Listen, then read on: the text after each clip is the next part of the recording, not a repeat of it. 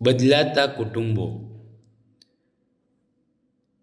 કુટુંબ વૃક્ષ દોરો. તમારા કુટુંબ વૃક્ષ દોરો. તો અહીંયા આપણે જે પરિવારમાં હોય એટલા સભ્યોના અહીંયા એડ કરી અને આપણે વૃક્ષ દોરવાનું છે, જેમાં દાદા દાદી, મમ્મી, પપ્પા અને ભાઈ હોય તો ભાઈ અને તમે પોતે, આટલી વિગતો આમાં દર્શાવાઈ છે. હવે નીચે તમારા મિત્રનું વૃક્ષ દોરો. તો તમારા મિત્રનું કુટુંબ વૃક્ષ દોરવાની વાત કરી છે. તો મિત્રના કુટુંબ વૃક્ષની અંદર પપ્પા, મમ્મી, મિત્ર, એની બહેન અને એનો ભાઈ જેટલા હોય એટલા અહીંયા વિગતે દર્શાવવાના હોય છે. ઉપર જે આપણે બે કુટુંબ જોયા તેના આધારે તેમાં રહેલો તફાવત નોંધો. તો અહીંયા મારું કુટુંબ અને મિત્રનું કુટુંબ બંને વચ્ચે શું તફાવત છે એની નોંધ કરવાની છે. નંબર 1, સભ્ય સંખ્યા 6 છે, જ્યારે મિત્રના કુટુંબની અંદર સભ્ય સંખ્યા 5 છે.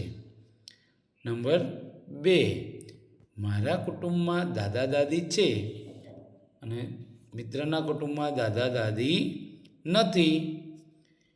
3, કુટુંબમાં 2 બાળકો છે જે બંને છોકરા છે, જ્યારે મિત્રના કુટુંબમાં 1 દીકરો અને 1 દીકરી છે. પ્રશ્ન 2, કોષ્ટકની વિગત ભરો. અહીંયા વિગત એની અંદર પ્રશ્નો આપવામાં આવે છે. અહીંયા તમારું કુટુંબ, તમારા મામાનું કુટુંબ અને તમારા માસીનું કુટુંબ એના વિશે વાત કરવાની છે. નંબર 1, કુટુંબ હાલ ક્યાં રહે છે? તો એમાં જવાબમાં તમારું કુટુંબ જ્યાં રહેતું હોય ત્યાં લખાય.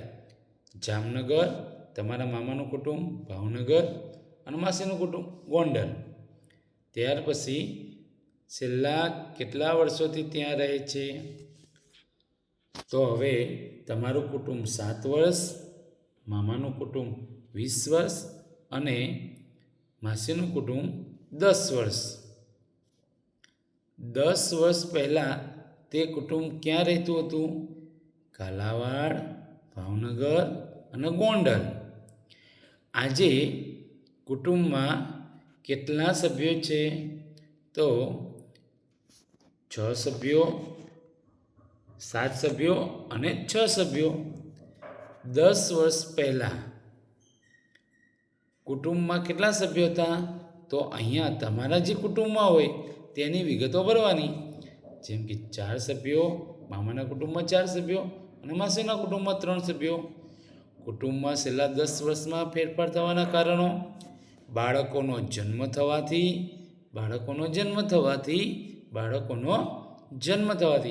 તમારા કુટુંબમાં જે ફેરફાર થયા હોય એના આધારે વિગત લખવાની. તમે આ બધા પરિવારોમાં ફેરફાર થયેલા વિશે શું અનુભવો છો? તો સારું લાગે છે, આનંદ થાય છે. પ્રશ્ન નંબર 3, બીજા ગામ કે શહેરમાંથી તમારી શાળામાં આવીને ભણતા વિદ્યાર્થીઓ વિશે લખવાનું. તો આપણા ગામમાં કોઈ આવીને વસ્યું હોય તો એના વિશે આપણે લખી શકીએ છીએ. અહીંયા ઉદાહરણ રૂપ આપેલું છે તમને, પણ આમાં તમે તમારી શાળામાં આવીને ભણતા હોય તેવા બાળકને ઉદાહરણ મુજબ લખી શકો છો. અહીંયા ક્રમ 1માં મનીષ છે, જે આણંદથી આવેલ છે અને પિતાના કામે આવવાથી. અહીંયા આવ્યા પછી કઈ મુશ્કેલી પડી? તો ભાષાની મુશ્કેલી થાય છે. તેના માતા પિતા ક્યાં રહે છે? તો કે સાથે રહે છે. અને માતા પિતા કે વ્યવસાય કરે છે તો કે ખેતી કરે છે. આવી રીતે બીજો મિત્ર છે ક્રિશિવ. ક્રિશિવની વાત કરીએ તો ક્રિશિવ અમરેલીથી આવ્યો છે, મામાના ઘરે છે. નવા મિત્રો બનાવવામાં મુશ્કેલી, સાથે મમ્મી પપ્પાની અને માતા પિતાનો કોઈ વ્યવસાય છે તો કે એના પિતા નથી એટલા માટે એવું લખવામાં આવ્યું. યશપાલ ત્રીજો બાળક છે જે કયા શહેરથી આવ્યું? ખેડા. પિતાને નોકરી મળવાથી રહેવાના મકાનની મુશ્કેલી. માતા પિતા ક્યાં રહે છે? સાથે. અને કોણ છે તો કે શિક્ષક છે.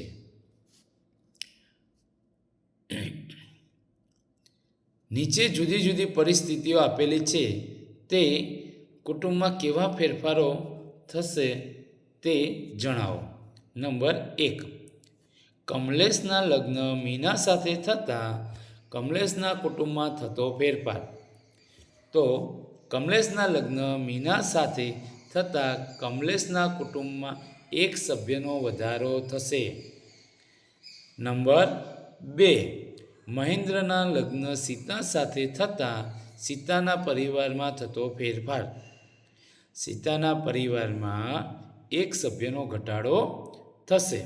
નંબર 3, સ્નેહા અને દિલીપના ઘરે પલકનો જન્મ થતાં તેના પરિવારમાં થતો ફેરફાર. સ્નેહા અને દિલીપના પરિવારમાં એક સભ્યનો વધારો થશે.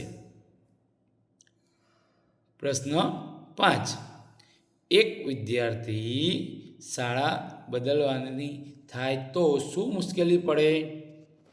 તો નવા મિત્રો બનાવવા પડે, ભાષાની મુશ્કેલી પડે, શાળાએ આવવા જવાની મુશ્કેલી થાય, શિક્ષકો સાથે સંવાદિતા સ્થાપવામાં સમય લાગે વગેરે મુશ્કેલીઓ પડે. નંબર 2માં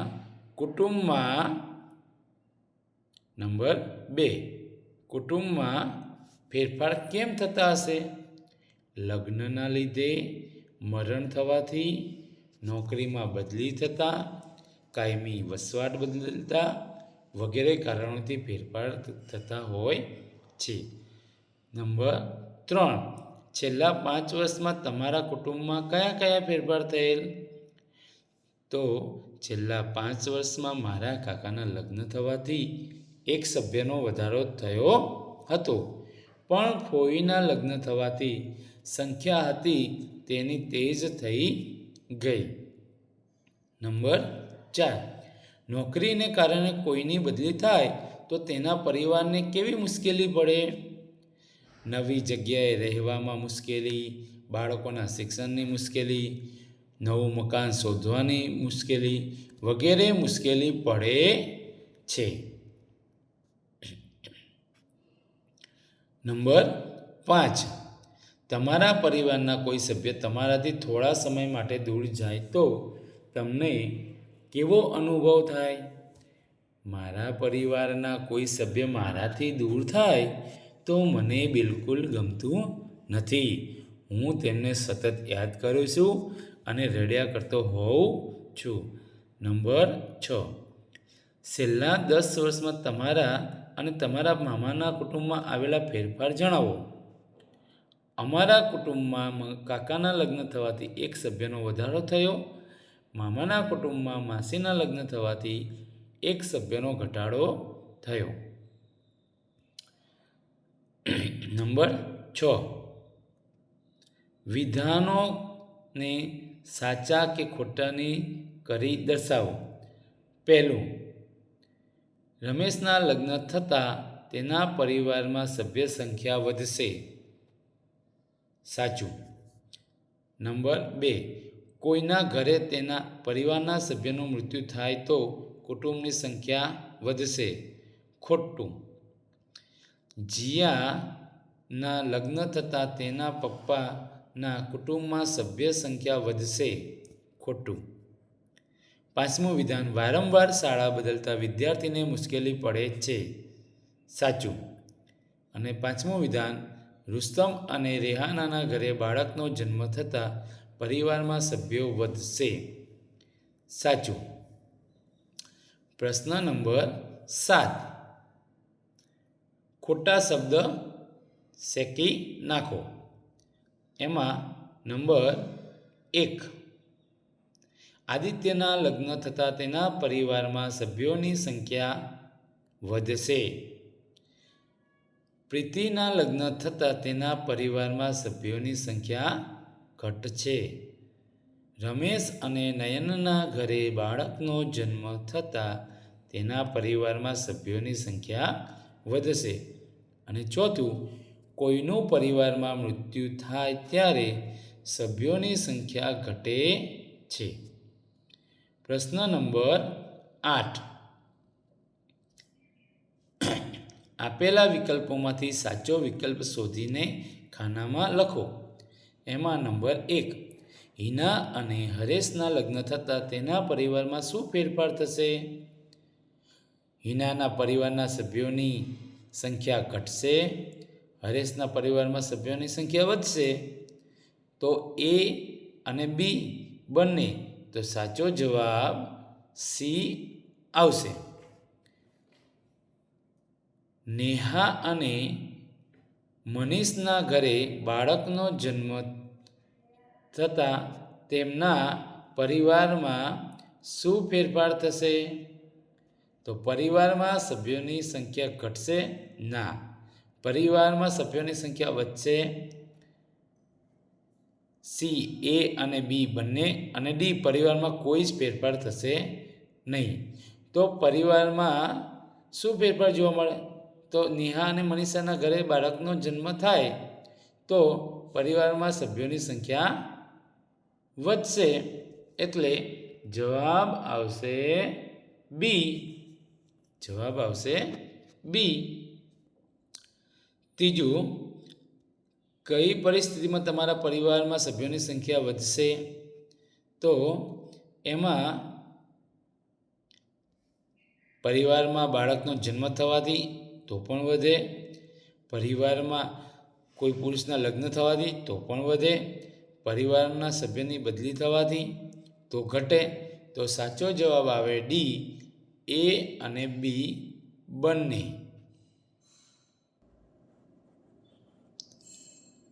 અહીંયા એક ચિત્ર આપેલું છે.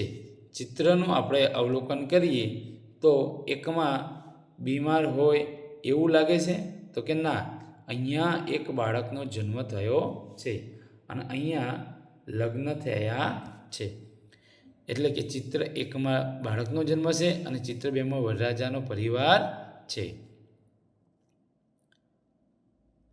તો ચિત્રના આધારે જવાબ આપવાનો છે. તો ચિત્ર બી, જે જવાબ છે એ બી છે. તો બીની અંદર ચિત્રમાં પરિવારમાં સભ્યોની સંખ્યા ઘટશે અને ચિત્રમાં વરરાજાનો પરિવાર વધશે. તો જવાબ બને છે આપણો એ. જવાબ આવશે એ. કારણ કે બંને જગ્યાએ બાળકનો જન્મ થતો હોવાથી અને વરરાજાનો જે પરિવાર છે એ ઘટે નહીં, એ તો વધે. એટલે પરિવારમાં સભ્યોની સંખ્યા ઘટશે અને ચિત્રમાં વરરાજાનો વધશે. બંનેમાં એ અને બી નથી આવતા. પણ ચિત્ર 1 અને ચિત્ર 2 બંનેમાં પરિવારની સભ્ય સંખ્યા વધશે. એટલે કે જવાબ આવશે સી. જવાબ આવશે સી. કારણ કે બાળકનો જન્મ થયો એટલે પણ સંખ્યા વધી અને નવી વહુ આવી એટલે સંખ્યા વધી. નંબર 5, હિતેન દૂર શહેરની હોસ્ટેલમાં ભણવા જાય છે તો તેના કુટુંબમાં શું ફેરફાર થશે? તો એના કુટુંબમાં કોઈ ફેરફાર થાય નહીં. કારણ કે એ એના સભ્ય તો છે જ. જે કાયમી જાય તો એ ઘટાડો કહેવાય. તો જવાબ ડી. તમારા ઘરે લગ્ન હતા ત્યારે કોણે કેવા કપડાં પહેર્યા હતા તે જણાવો.